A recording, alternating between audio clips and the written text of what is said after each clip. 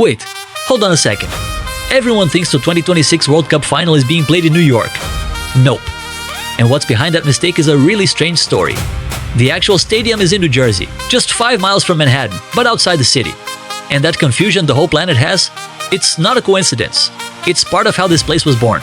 Because right there used to stand another stadium, Giants Stadium, a temple of American sports for almost 35 years. But at some point, it just couldn't keep up anymore.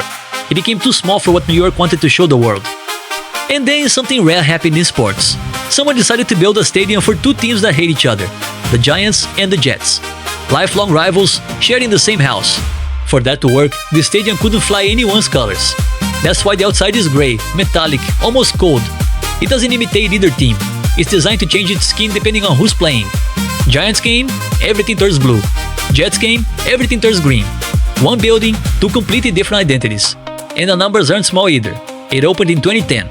It cost $1.6 billion. And it holds 82,500 people, one of the biggest stadiums in the entire United States.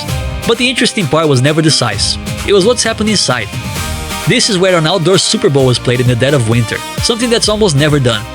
This is where Taylor Swift, Beyoncé, Coldplay, and Shakira have performed. And just a year ago, in 2025, it hosted the Club World Cup final.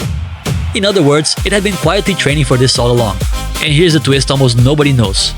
During the 2026 World Cup, this stadium won't even be called MetLife.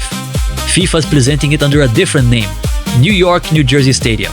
No brands, no sponsors, just the place stripped bare.